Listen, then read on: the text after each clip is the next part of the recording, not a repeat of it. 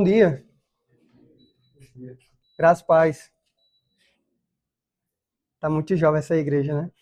Você vê como o bom dia é forte e o graça e paz é mais fraquinho? Vamos nivelar, gente. Vamos nivelar mais aí. Irmãos, vamos abrir nossas Bíblias e finalmente vamos retomar as nossas exposições em Filipenses, né? A gente desde o ano passado estava expondo Filipenses, verso a verso, capítulo a capítulo. A gente fez uma pausa ali, Natal. Paramos agora em janeiro também para falar algumas questões sobre a nossa visão de igreja, a nossa missão de igreja, nossos valores. E trouxemos convidados para isso. Essa é a água de cima ou de baixo? Eu quero. Tô brincando. E agora a gente vai retomar com Filipenses, tá, gente? A gente tá bem no finalzinho. Hoje a gente vai abrir no capítulo 4. E, salvo engano, só faltam mais uma ou duas exposições. Tem mais uma só, né, Vitor? Você vai encerrar, né? Então só temos mais duas exposições. Hoje nós vamos ler do verso 1 até o verso 9. Tá na NVT aí? NVT, ok. A gente tem usado a NVT por conta dessa ser uma linguagem mais fácil, né, mais acessível para todos. Nós vamos ler numa só voz, deixa eu vir para cá para não atrapalhar ninguém. Vamos ler numa só voz o texto? Portanto, meus amados irmãos, permaneçam firmes no Senhor. Amo vocês e anseio os meus, pois são minha alegria e minha coroa de recompensa. Agora suplico, Vódia e Assíntique, tendo em vista que estão no Senhor, resolvam seu desentendimento. E peço a você, meu fiel colaborador, que ajude essas duas mulheres, pois elas trabalharam arduamente comigo na propagação das boas novas, e também com Clemente e com meus outros colaboradores, cujos nomes estão escritos no livro da vida. Alegrem-se sempre no Senhor. Repito, alegrem-se. Que todos vejam que vocês são amáveis em tudo o que fazem. Lembrem-se sim, Senhor. Não vivam preocupados com coisa alguma. Em vez disso, orem a Deus, pedindo aquilo de que precisam e agradecendo-lhe que Ele já fez. Então vocês experimentarão a paz de Deus, que excede todo entendimento, e que guardará o seu coração e sua mente em Cristo Jesus. Por fim, irmãos, quero dizer, concentrem-se em tudo verdadeiro, tudo que é nobre, tudo que é correto, tudo que é puro, tudo que é amável e tudo que é admirável.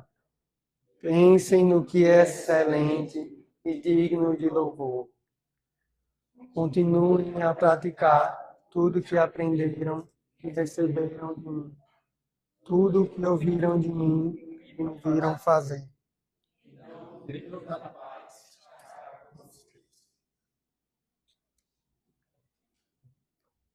Uma pergunta, gente. Por que baiano come acarajé? É gostoso, né?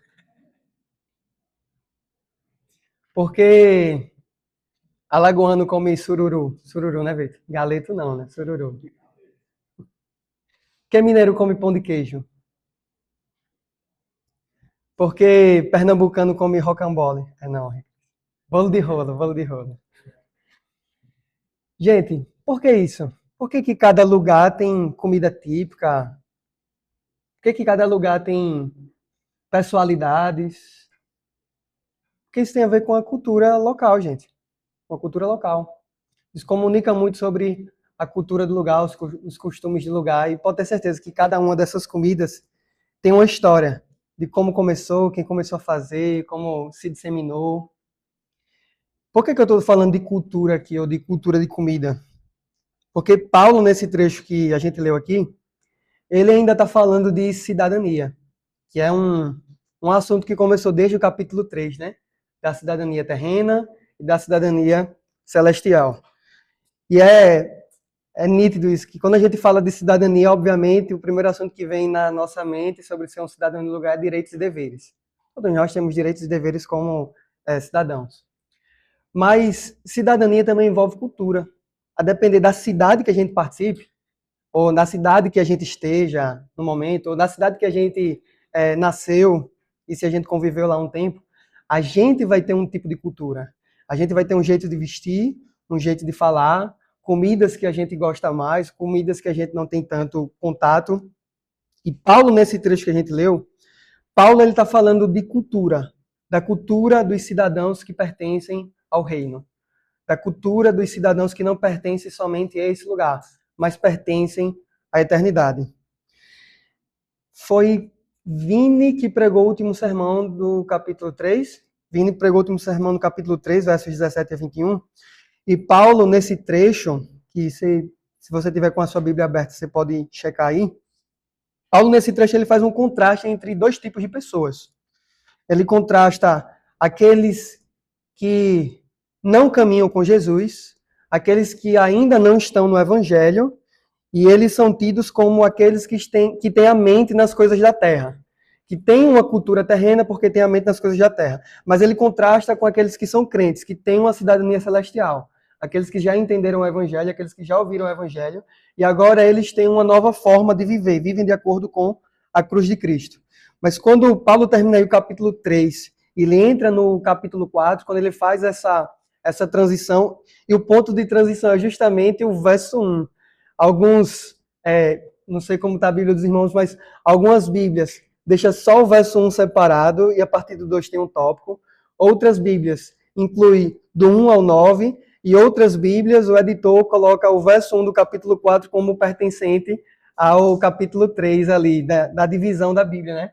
Porque esse verso 1 é justamente o ponto de transição, onde Paulo fala da cidadania daquele que pertence ao Senhor, ele mostra como deve viver, mas agora ele entra num assunto mais particular, num assunto mais visível, que é justamente a cultura do cidadão que pertence ao céu. A cultura daquele que tem essa nacionalidade, né? Essa cidadania celestial.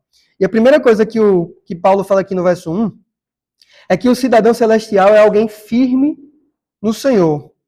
Na NVT, deixa eu abrir aqui, na NVT diz, portanto, meus amados irmãos, permaneçam firmes no Senhor. Amo vocês e anseio vê-los, pois são minha alegria e minha coroa de recompensa. Veja, Paulo começa aqui dando uma ordem. Eles permaneçam firmes. Vocês são cidadãos, como ele já havia falado anteriormente aí, no finalzinho do capítulo 3, vocês são cidadãos, vocês já entenderam a cruz de Cristo, vocês estão caminhando no Evangelho, mas não importa só o início. Não importa somente a decisão que vocês tomaram quando vocês ouviram o Evangelho. Não importa só o momento quando eu fui aí plantar a igreja, quando eu fui aí conhecer vocês, quando eu fui discipular vocês. Importa como a gente também vai terminar a nossa carreira. É isso que Paulo está falando aqui. Para o cidadão celestial, o início é importante. Precisa ser dado um pontapé na caminhada. Mas a permanência, ela é crucial. Só é realmente um cidadão celestial aquele que permanece firme. Não confiando em si mesmo, obviamente. Não confiando na própria força. Mas permanecendo no Senhor. Veja que Paulo fala isso. Permaneçam firmes no Senhor. Não confie na força do seu braço. Não confie no tempo que você tem de crente. Não confie no quanto você conhece do Evangelho. Permaneça firme no Senhor. Permaneça firme porque você depende dele. Permaneça firme porque você já entendeu o que é a cruz de Cristo. Permaneça firme porque você sabe que sozinho você não conseguiu a salvação, foi Cristo que conquistou para você. Entenda que essa salvação é sustentada pelo próprio Cristo que te deu essa salvação. Permaneçam firmes no Senhor. Irmãos, essa é a palavra para todos nós também. O cidadão celestial, o cidadão que tem essa dupla cidadania, pertence a esse mundo presente ainda, mas na verdade já está com a mente e o coração no céu, é alguém que permanece firme no Senhor. E permanecer, irmãos, é independente do que a gente está passando. É permanecer independente da luta, independente da circunstância. E eu não estou dizendo que a gente aqui é blindado, tá, gente? porque eu não concordo com essa teologia da blindagem. Não existem casamentos blindados, não existe fé blindada, não existe igreja blindada. Nós somos pecadores, a igreja é feita de pecadores, então em algum momento a igreja vai ter que tratar pecados, talvez de forma particular e pública. Porque todos nós pecamos. Casamentos precisam ser tratados os pecados que ali existem. Relacionamentos com irmãos precisam ser tratados os pecados que ali existem. E a nossa própria vida pessoal, nós precisamos tratar dos nossos pecados. Mas, apesar dos problemas, apesar dos pecados, apesar das aflições, apesar das dificuldades, apesar das angústias, nós devemos permanecer firmes no Senhor. Se fosse, não sei quantos aqui acompanharam a alta daquele Instagram do tio Paulo Cajadada, né? Se Paulo estivesse falando ali com aquele Instagram dele, seria pra gente aqui, né?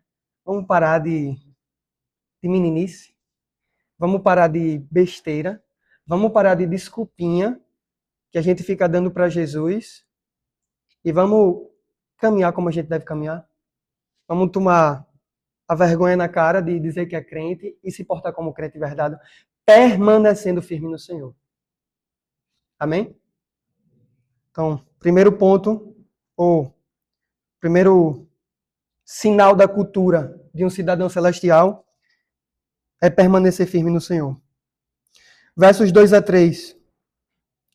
Lembra que eu acabei de falar que mesmo a gente permanecendo firme no Senhor, a gente passa por dificuldades, a gente tem interferência do pecado, a gente tem problemas, e que isso vale para a igreja também, pronto.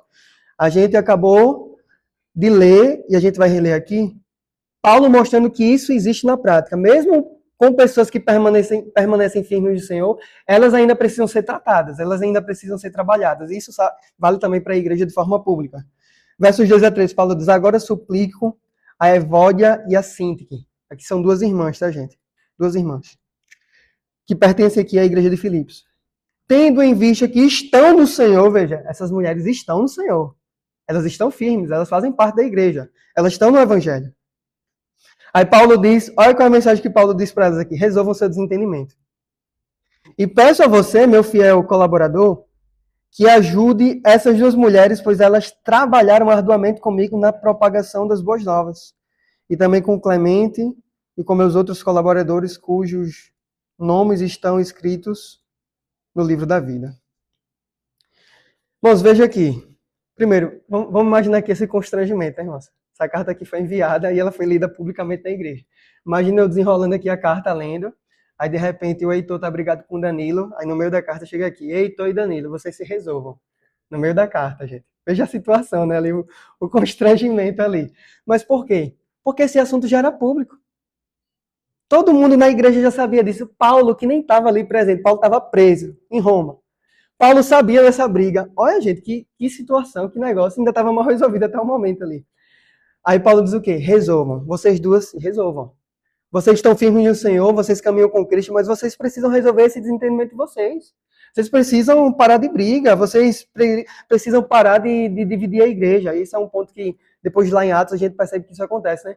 Já estava começando a haver divisões na igreja por conta da briga delas duas. Porque as duas eram líderes, eram pessoas importantes, eram discipuladoras, eram pessoas que estavam na liderança de outras pessoas, de outras mulheres, e começou a ter um grupinho, né? O grupinho de Evódia e o grupinho de Síntique.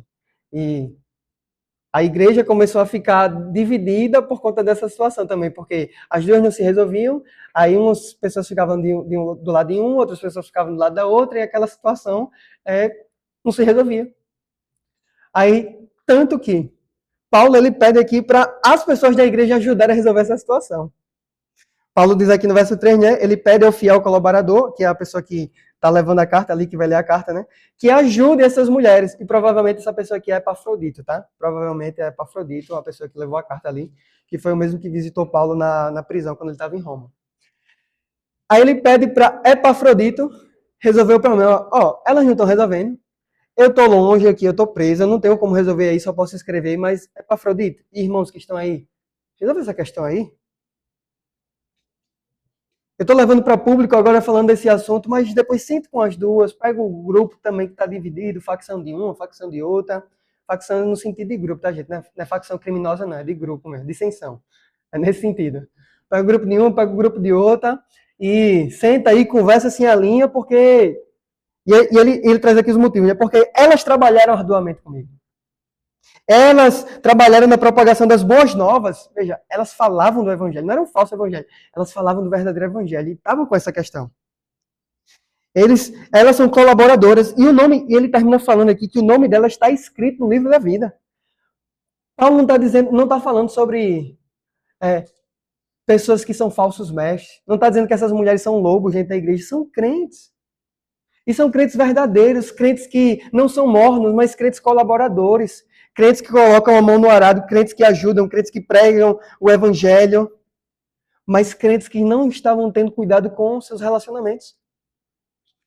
E essa é a segunda característica de um verdadeiro cidadão celestial. Cuidar também dos seus relacionamentos, principalmente o relacionamento com os irmãos.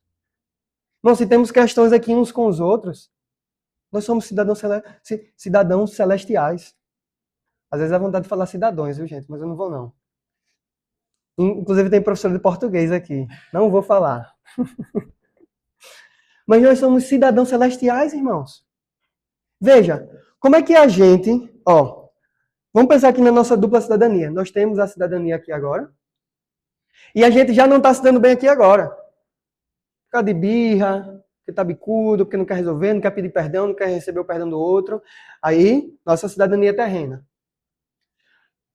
E nós nos dizemos cidadãos celestiais. Nós vamos para o céu conviver a eternidade com aqueles que vão também, que também são cidadãos celestial.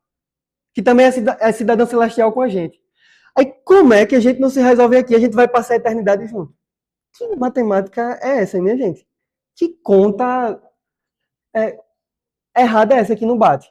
A gente tá brigado aqui, mas lá a gente vai ser amigo para sempre. Olha. A gente é inimigo aqui, mas lá a gente vai ser irmão. Unido. Irmãos, a gente precisa se resolver aqui. A gente não vive a plenitude do céu aqui não, obviamente, da eternidade aqui não. Mas a gente está na sombra disso, irmãos. E o que a gente puder viver apontando para o céu, esperançando o céu, olhando para o céu, visando a eternidade, a gente vive, irmãos. Nós não fomos chamados pelo Senhor para que os nossos relacionamentos sejam assuntos particulares que o Senhor não vai se meter. Não, gente. O Senhor, Ele quer tudo na nossa vida, inclusive os nossos relacionamentos. Senhor, na minha oração, na minha leitura da palavra, o Senhor é bem-vindo. No meu serviço, o Senhor é bem-vindo. Nos meus dons e talentos, o Senhor é bem-vindo. Mas naquele problema que eu tenho com aquela irmã, aí, Senhor, deixa que eu resolvo do meu jeito. Não, gente. Não é assim. Não é assim. Aquele problema que a gente tem com o irmão A, B, C, com o pastor, com o líder, com o diácono, com o irmão em Cristo, ele precisa ser resolvido. Porque nós pertencemos ao céu. Nós testificamos nesse mundo aqui uma cultura que não vem da gente. Uma cultura que vem do céu. Se nós temos a cidadania celestial, irmãos, se nós mostramos que nós pertencemos àquele lugar, isso precisa ser visto. Será que um mineiro consegue passar tanto tempo sem comer pão de queijo? O mineiro, onde ele está, as pessoas sabem que ele é mineiro. O pastor Júnior estava aqui, né? 15 dias atrás. Ele nem precisou falar muito, né, gente? A gente já percebeu ali a cultura dele, que ele era mineiro. Mineirinho. Irmãos, se nós pertencemos ao céu, as pessoas precisam ver isso também nos nossos relacionamentos. Nós temos relacionamentos diferentes. Nós temos uma postura com quem a gente se relaciona diferente. Porque nós temos essa cidadania que é eterna, que aponta para a cultura eterna. Amém? Versos 4 a 7. Diz assim: alegrem-se sempre no Senhor. Repito, alegrem-se. Que todos vejam que vocês são amáveis em tudo que fazem. Lembrem-se de que o Senhor virá em breve. Não vivam preocupados com coisa alguma. Em vez disso, orem a Deus pedindo aquilo de que precisam e agradecendo-lhe por tudo que ele já fez. Então vocês experimentarão a paz de Deus que excede todo entendimento e que guardará seu coração e sua mente em Cristo Jesus. Paulo ele entra agora num lugar mais delicado, que são os sentimentos. Fala de alegria, fala de ansiedade, fala dos nossos sentimentos. E nós, como aqueles que pertencem ao céu e não somente a esse lugar, nós temos uma forma também diferente de tratar os nossos sentimentos. Mas nós não somos guiados pelos nossos sentimentos, como se eles fossem desculpa que a gente usa para a gente ter carta branca para tomar qualquer atitude. Somos não, irmãos. Não é porque a gente está triste que a gente tem permissão para não orar. Pelo contrário. Não é porque a gente está com raiva que a gente tem permissão para ferir. Não é, irmãos. E a gente também não deve permitir que as coisas que a gente vive nesse mundo, porque se temos dupla cidadania, a gente ainda vive nesse mundo, certo? Mas a gente sabe que tem uma vida melhor que nos aguarda. Mas a gente não deve permitir, irmãos, que a nossa cidadania terrena interfira tanto na nossa cidadania celestial, ao ponto da gente viver como abatidos, desesperançosos. Veja, a gente está caminhando, indo para um lugar perfeito. É por isso que Paulo começa o verso 4 dizendo: alegre-se, e alegre-se no Senhor. Está difícil a vida, está difícil o trabalho, está difícil a família, está difícil o casamento, está difícil os filhos. Lembre que a nossa alegria não está nisso, está no Senhor. Essas coisas até vão afetar a gente emocionalmente, gente. Como eu falei, que nós não somos blindados. Nem nas nossas emoções. Não temos emoções blindadas, gente. E se Deus criou sentimentos, é porque a gente precisa sentir eles mesmo. Nós temos sentimentos e foram criados por Deus. Mas a questão, gente, é que a gente não pode se esconder nos nossos sentimentos usando de desculpa ou usando de arma. Porque essa não é a atitude do verdadeiro cristão. Nós não somos guiados dessa forma, nós somos guiados pelo Senhor. E veja que Paulo toca num ponto aqui, né, a partir do verso 5, 6, Paulo toca num ponto que é delicado, que é o ponto da ansiedade. Eu não sou a maior autoridade para falar de ansiedade, tá, gente? Não sou psicólogo, não sou terapeuta, tenho uma psicóloga aqui, inclusive. Não sou a pessoa que tem mais autoridade para falar disso. Mas a ansiedade que Paulo está falando aqui, gente, não é ansiedade patologia, tá? Não é ansiedade clínica. É a ansiedade de sentimento que todo mundo tem. A ansiedade de sentimento passageiro. Veja, primeiro ele fala de alegria, como o sentimento passageiro, e ele lembra que a alegria do cristão não é essa alegria de sentimento passageiro. É a alegria eterna depositada no Senhor. E depois ele vem falar também desse ponto da ansiedade. Diz, ó, quando vocês estiverem ansiosos, e repetindo, a ansiedade que todo mundo sente, que todo mundo fica, gente. Vai fazer uma prova, a gente fica pensando naquilo. Vai para uma formatura, a gente fica pensando naquilo. Vai tomar uma decisão importante no trabalho, a gente fica pensando naquilo. Vai fechar um novo negócio com um novo cliente, a gente fica pensando naquilo. A gente é ansioso naturalmente, tá, gente? Nós somos ansiosos. E Paulo está falando dessa ansiedade que todo mundo sente, ansiedade que vem e vai. Ansiedade que às vezes vem, a gente sofre e tanto nem acontece aquilo que a gente tanto pensou, maquinou, sofreu antecipadamente, depois se resolveu, a gente nem precisou trabalhar aquele assunto, ele se resolveu. É essa ansiedade que Paulo está falando aqui. Aí Paulo diz, quando vocês estiverem ansiosos, façam o quê? Orem. Orem. Apresente seus corações ao Senhor. Lembrando, gente, não estou falando de ansiedade patologia, porque essa você procura terapia, essa você procura intervenção médica, essa você procura profissionais para cuidar de você. Porque existe, eu sei que já é algo mais desmistificado, né? Mas ainda existe no meio cristão um posicionamento de que ansiedade vem de diversas coisas, né? Falta de confiança e fé em Deus. Falta de pecados ocultos, pecados que não estão sendo apresentados, maldição, enfim. Eu sei que ainda existem essas questões para ansiedade patologia, né? E, gente, não é bem assim, né? É uma patologia como qualquer outra. Assim como a gente não diz assim, quando a gente está com um problema no coração, não, vou orar, vai resolver. O médico disse que se eu não me operar daqui a 3 meses eu vou morrer por causa do meu coração, mas vou orar, porque pode ser pecado. Ninguém faz isso, gente. Por que a gente faz isso com a patologia quando tem a ver com o sentimento? A gente faz isso com a patologia do nosso coração, mas faz quando é a patologia do nosso sentimento. Então, não é bem assim que as coisas acontecem, tá, gente? Medicina, medicamento, terapia, tudo isso é intervenção também do próprio Senhor para nos ajudar. Mas voltando aqui, fechando esse parênteses de novo, voltando aqui, o que é falado aqui é dessa ansiedade passageira. Então, como é que a gente combate ela? Orando, gente. Orando. Por que Paulo fala da oração nesse momento da ansiedade aqui? Para nos lembrar que nós temos um Senhor que cuida da gente. Veja, essa ansiedade que vem e vai, geralmente é por coisas cotidianas. Trabalho, família, igreja, situações novas na nossa vida, novo lugar, nova cidade, nova igreja. Tem a ver com essas coisas menores. Aí a gente fica sofrendo, às vezes, por coisas que nem vão acontecer, como se a gente não tivesse um Deus que cuida da nossa vida. Não é Ele que me permite viver aquele dia, não foi Ele que me permitiu acordar hoje.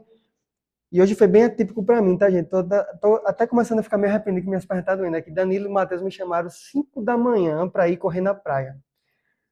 Gente, não é para mim não esse negócio. Pelo menos no domingo não. No domingo dá para mim não. Ainda vou ficar em pé mais uma horinha lá na CIB, né, daqui a pouco. Mas, veja, quem foi que me permitiu viver isso? O Senhor. O Senhor que me permitiu acordar, comer, encontrar os meninos, fazer a caminhada na praia, voltar, se arrumar, vir aqui para a igreja. Aí o Senhor tem controle sobre isso na minha vida, mas não tem controle sobre aquele problema que eu estou enfrentando. Que Deus fraco é esse que a gente tem? Que Ele tem controle sobre lazer, alegria, amizade, mas sobre angústias, problemas e dificuldades, não. Essa parte de Deus não tem controle, não. Eu preciso sofrer muito, eu preciso chorar muito, eu preciso confiar só em mim, porque eu vou resolver sozinho, eu não confio no Senhor. Ô, gente, não é assim, não. Nós temos um Deus que é Pai também, gente. Porventura, Will, você não vai cuidar dos seus filhos quando eles precisarem? Você que é pai, quando eles tiverem uma situação, se tiver nas suas mãos, você não vai intervir para cuidar deles? Gente, se o Will, que é um pai que tem limitações, cuida bem dos filhos dele, como é que o Pai Celestial, perfeito, não vai cuidar bem da gente, irmãos? Ele cuida de nós, ele cuida da gente. Então, como aqueles que são cidadãos, que pertencem ao céu, que pertencem à eternidade, que pertencem a esse Pai que cuida de todas as coisas, nós cuidamos também dos nossos sentimentos, entregando eles ao Senhor. Senhor, me dá alegria plena, mesmo em meio às dificuldades. Senhor, me ajuda a orar mais, a depender mais, a confiar mais. Senhor, me ajuda a ver que eu não estou sozinho nessa situação. Eu tenho o Senhor, tenho irmãos em Cristo, tenho família. Senhor, me ajuda a ver que, de fato, o Senhor é real na minha vida. Eu não oro para a parede. Eu não oro para um livro preto. Eu oro para o Senhor que me ouve. Amém? Terceira característica, o cidadão celestial tem seus sentimentos trabalhados pelo Senhor também. E quarta e última característica, verso 8. Paulo diz assim: por fim, irmãos, quero lhes dizer só mais uma coisa. Concentrem-se em tudo que é verdadeiro, tudo que é nobre, tudo que é correto, tudo que é puro, tudo que é amável e tudo que é admirável. Pensem no que é excelente e digno de louvor. Paulo está falando agora de pensamentos, de mente. Daquilo que a gente pensa, sonha, almeja, planeja, daquilo que está na nossa mente. E o cidadão celestial é aquele que também cuida dos seus pensamentos. Cuida da sua firmeza, cuida das suas emoções, cuida dos seus relacionamentos, mas cuida também dos seus pensamentos, daquilo que está na nossa mente. E por que Paulo fala disso? O que Paulo quer dizer com isso aqui, gente? É justamente sobre aquilo que está girando na nossa mente aqui. Tem pensamentos, gente, na nossa mente que vêm e vão, que muitas vezes é inevitável. Mas, irmãos, tem coisa que a gente fica mesmo maquinando na mente.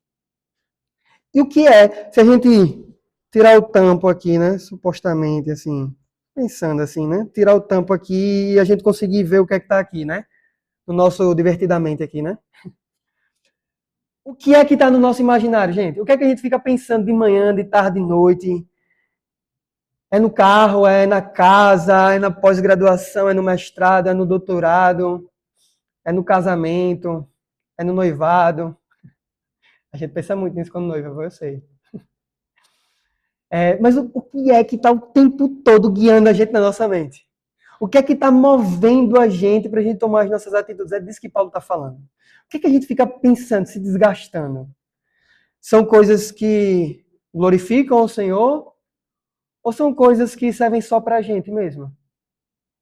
São coisas que geram algum tipo de impacto no reino ou são coisas que é só para o nosso prazer? E veja, não é errado a gente pensar na gente, tá, irmãos? Não é errado a gente pensar na nossa família, não é errado a gente pensar na nossa casa, não é errado a gente pensar no nosso conforto, gente, não é errado nada disso, não. Mas a questão é, o que é que domina os nossos pensamentos? Porque, veja, Paulo está falando aqui de dupla cidadania. Nós pertencemos ao céu, mas nós também pertencemos à terra. Mas a nossa mente, como mente celestial, ou mente de crentes, de pessoas que entenderam o evangelho, caminham com Cristo, ela está mais inclinada para cá ou está inclinada para cá?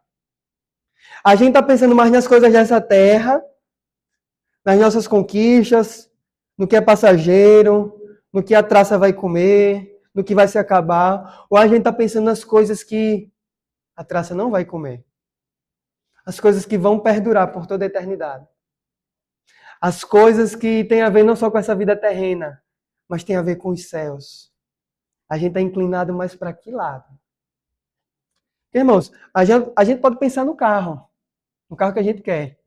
Mas a gente pode pensar no carro de duas formas. No carro porque a gente acha que merece muito, porque a gente trabalha muito, a gente tem que ter. Ou a gente pode pensar no carro para de alguma forma ele ser útil no reino. Então, veja, é a mesma situação do carro, mas os pensamentos aqui são bem diferentes. A gente pode pensar no casamento. A gente quer casar, naquela pessoa que a gente quer conhecer ainda, quer namorar com ela, noivar com ela e tudo mais, mas a gente está pensando nisso para satisfazer um desejo nosso, de não estar sozinhos, ou nosso pensamento sobre o nosso futuro casamento é para glorificar a Deus. Porque eu quero formar uma família para o Senhor, porque eu quero discipular minha esposa, porque eu quero ter as minhas portas abertas. A gente aprendeu isso com o Felizola, né? Ter as portas da minha casa abertas e ter a minha mesa sempre cheia, não só dos meus filhos, mas também dos filhos do Senhor, para que meu lar seja cheio do Evangelho. Veja, mesmo pensamento sobre casamento, mas com implicações bem diferentes aqui. O que Paulo está chamando a gente aqui, irmãos, é a ter a mente de Cristo. É isso que Paulo espera, é isso que o próprio Senhor espera, que a nossa mente seja a mente de Cristo. Vai ser em plenitude? Vai não, irmão, somos limitados. A gente ainda vai pensar em muita coisa que não glorifica a Deus, que traz glória para a gente mesmo. Mas o nosso objetivo é sempre estar buscando isso. Ter a mente de Cristo. Pensar no que edifica, pensar no que é bom, pensar no que é amável, pensar no que tem boa fama. Em outra versão, né? Eu conheço mais essa versão da boa fama. Pensar no que é agradável, pensar no que é honroso, pensar no que é eterno. Se pertencemos ao céu, a nossa mente também deve estar lá. Irmãos, para a gente caminhar para o fim, convido você a abrir sua Bíblia em Deuteronômio 6. Deuteronômio 6, a partir do verso 4.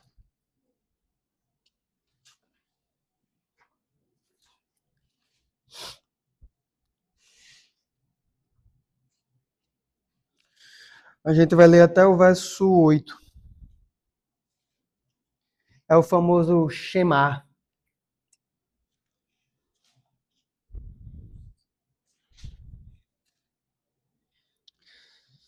Diz assim: ouça, ó Israel, o Senhor nosso Deus, o Senhor é único. Ame o Senhor, seu Deus, de todo o seu coração, de toda a sua alma e de toda a sua força. Guarde sempre no coração as palavras que hoje eu lhe dou. Repita-as com frequência a seus filhos. Converse a respeito delas quando estiver em casa e quando estiver caminhando, quando se deitar e quando se levantar. Amarre-as às mãos e prenda-as à testa como lembrança. Tá aí. Veja, já no Antigo Testamento, o Senhor, no meio do seu povo, ele está trazendo essa ideia de que alguém que pertence ao Senhor tem uma cultura diferente, tem uma forma de viver diferente. Eu quis ler tudo aqui para mostrar o conceito, né, de Os israelitas precisam saber, precisam ouvir, precisam atender o Senhor, eles precisam ensinar isso para os seus filhos. Aí quando chega no finalzinho, no verso 8, que é o mais importante aqui para a gente, ele fala sobre esse sinal está preso no pulso, né, ou na mão, e esse sinal também está na testa. Gente, o Senhor aqui, quando fala isso para Israel, ele não está falando no modo literal, tá? De ter isso preso na mão e na testa. É figurado isso. É no sentido de, por que eu preciso ter a lei na minha mão? Por que eu preciso ter o Shema na minha mão? Porque é com a minha mão, e essa é a ideia aqui do Senhor, registrar isso. É com a minha mão que eu faço as coisas. É com a minha mão que eu toco nos lugares, toco nas pessoas, realizo o meu trabalho.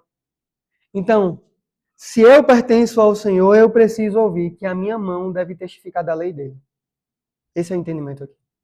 E a mesma coisa a testa. Não é porque a gente bota uma faixa 100% Jesus que a gente é crente, não, gente. Neymar tá aí para mostrar, né? Gente, não é um sinal visível. Ele está falando aqui de mente. Eu tenho a lei na minha testa, eu tenho a lei na minha mente. Eu tenho a lei no meu entendimento. Eu ajo como alguém que pertence ao Senhor porque eu penso como alguém que pertence ao Senhor. A lei está nas minhas mãos, nas minhas atitudes, nas minhas práticas, porque a lei primeiro está na minha mente. Está em mim, eu estou pensando nela, na lei. Irmãos, é exatamente isso que Paulo fala aqui em Filipenses. Nós pertencemos ao Senhor, nós pertencemos a Ele. Então, irmãos, a nossa mente deve estar cheia dele e as nossas práticas, a nossa vida deve estar cheia dele. Nós pertencemos ao céu, nós temos a cidadania celestial.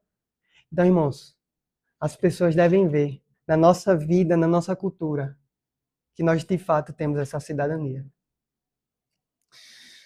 Duas aplicações para a gente terminar. Primeira, exerça a sua cidadania. Veja, voltando lá para Filipenses, só teve um verso que eu não falei, né, que é o verso 9. O verso 9, ele termina falando isso.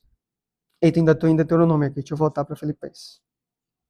Filipenses 4, 9. Paulo termina dizendo, continuem a praticar tudo que aprenderam e receberam de mim. Tudo que ouviram de mim e me viram fazer. Então, Deus da paz estará com vocês. Veja, depois de Paulo falar tudo sobre a cultura de alguém que pertence ao céu, ele termina no verso 9 dizendo, vivam isso. Pratiquem. Coloquem em prática.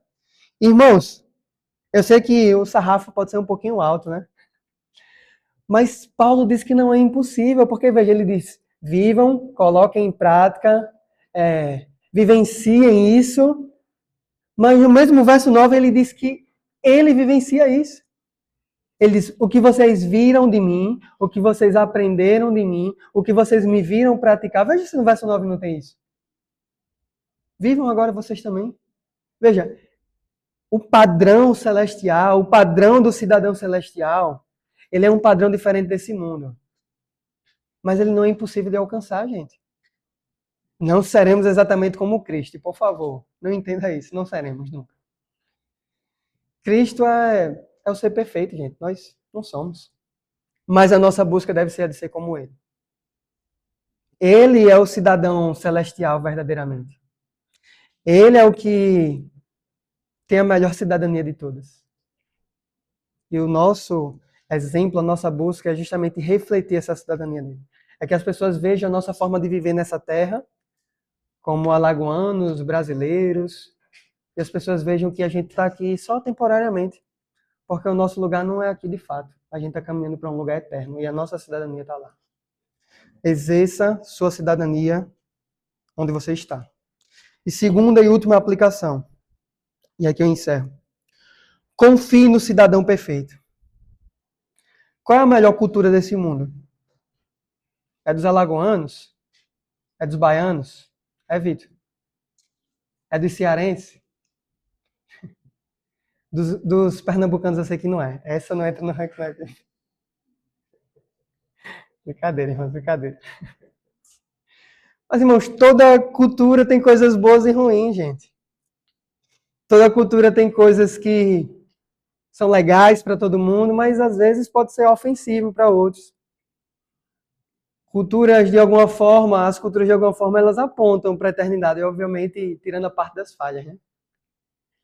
Mas, irmãos, só existe uma cultura perfeita, é a cultura do céu. Lá é a cultura perfeita. Lá a gente vai vivenciar a cultura perfeita. Lá nós não seremos mais alagoanos, baianos, pernambucanos, graças a Deus, não mais. Mineiros. Lá nós seremos nada disso, gente. Nós só seremos pertencentes ao céu. Pertencentes ao Senhor. Todos nascidos no mesmo lugar. No coração do Senhor, na eternidade. Escolhidos por Ele desde antes da eternidade. O nosso nascimento aqui na terra de nada vai importar lá. Porque temos e teremos. Temos já e teremos lá, de forma concreta, a melhor cidadania de todas, da cultura perfeita de todas. E quem nos concede isso, e só quem pode nos conceder isso, é o cidadão celestial por excelência. E esse é Jesus Cristo. Nós temos dupla cidadania porque nascemos aqui e o Senhor nos confere a cidadania dele. Mas Jesus, ele fez o caminho inverso, irmãos. Jesus sempre pertenceu ao céu. E ele decidiu ter uma outra cidadania que foi a terrena, quando ele se fez homem, se fez humano, se colocou para ser humilhado, maltratado, e fez tudo isso, gente. Se diminuiu tanto assim, para que nós pudéssemos adquirir essa nova cidadania que a gente não tinha. A cidadania eterna. Irmãos, se eu lesse tudo isso aqui, eu falasse para você, tenha seus sentimentos remidos, tenha seus relacionamentos remidos, busque firmeza, tenha sua mente redimida e faça isso sozinho. Estaremos condenados. Porque a gente sozinho, pelo nosso esforço, gente, no nosso passaporte a gente não pode, por causa da nossa busca, do nosso trabalho, da nossa firmeza, dos nossos sentimentos, relacionamentos, pensamentos. A gente não pode abrir o nosso passaporte e dizer assim, Senhor, está aqui meu passaporte, carimbe agora o meu acesso à eternidade porque eu estou vivendo como cidadão celestial, agora eu mereço. Ó, irmãos, merecemos não. Não pertencemos a lá e não merecemos. Mas Cristo, o cidadão celestial por excelência, o cidadão perfeito, quando ele se faz homem, morre no nosso lugar, ele nos dá agora essa possibilidade. Agora não pelo nosso esforço, agora pela nossa fé. A gente olha para Cristo, o cidadão eterno, a gente vê que ele se fez homem, morreu no nosso lugar, ressuscitou ao terceiro dia, conquistou a salvação por nós, fez tudo isso de graça, espera agora da gente arrependimento e confiança nele. Agora o nosso passaporte pode ser aberto e agora pode ser carimbado, que nós temos acesso a esse lugar, por causa de Cristo. Se tem alguém aqui que ainda não entendeu o Evangelho, ainda não entendeu o que Cristo fez na sua vida, se tem alguém aqui que talvez conviveu muito em igreja, frequentou muito templos, mas que ainda não entendeu que só o cidadão celestial pode nos dar essa nova cidadania, essa garantia da gente ir para o céu de fato. Hoje, creia em Jesus. Creia que Ele, o cidadão perfeito, Ele te concede a cidadania que a gente não merece. O acesso à eternidade. O carimbo que é vermelho, porque está marcado pelo sangue do Cordeiro. Ele conquistou por nós esse lugar por excelência, onde a gente vai viver por toda a eternidade. Amém? Vamos orar. Senhor Deus, obrigado. Obrigado pela tua obra redentiva. Obrigado pelo que o Senhor fez por nós naquela cruz. Obrigado por nos salvar. Obrigado por fazer isso de graça. Obrigado, Deus, porque o Senhor nos deu aquilo que a gente sozinho nunca ia alcançar. Obrigado, Senhor. Mas, Deus, com a nossa fé depositada em Cristo, com a nossa confiança depositada em Cristo, nós recebemos agora uma nova cidadania, Deus. Cidadania essa que já gera impacto hoje na nossa vida, mas que nos aponta também para a eternidade. Obrigado, Senhor, porque se a nossa fé está no Senhor, a gente sabe que a gente vai viver ao teu lado por toda a eternidade. A gente vai conhecer a cultura perfeita, o lugar perfeito, a cidade perfeita. Mas, Senhor, nós sabemos que o Senhor espera também da gente que desde já, desde agora, a gente viva para o Senhor, a gente viva para mostrar essa nossa cidadania. E pedimos, Deus, nos ajuda com isso. Sozinhos nós não conseguimos ser firmes, sozinhos nós não conseguimos tratar os nossos relacionamentos, sozinhos nós não conseguimos cuidar das nossas emoções, sozinhos nós não conseguimos cuidar dos nossos pensamentos. Nos ajuda, Senhor. Nos ajuda a apontar mais para o Senhor na nossa vida terrena aqui agora. Nos ajuda com que as pessoas vejam mais em nós a Tua lei, em nossa mão, em nossa testa, em nossas práticas, em nossos pensamentos. Nos ajuda, Deus, a não nos inclinar mais para a nossa cidadania terrena. Nos ajuda a nos inclinar mais agora à nossa cidadania celestial, eterna e perfeita. Nos ajuda, Deus, a viver nesse mundo, mas já olhando, Deus, a eternidade. Que nós sejamos peregrinos aqui, que as pessoas vejam que nós pertencemos de fato a outro lugar. Nos ajuda com isso, Deus. Dependemos do Senhor. Em nome de Jesus. Amém.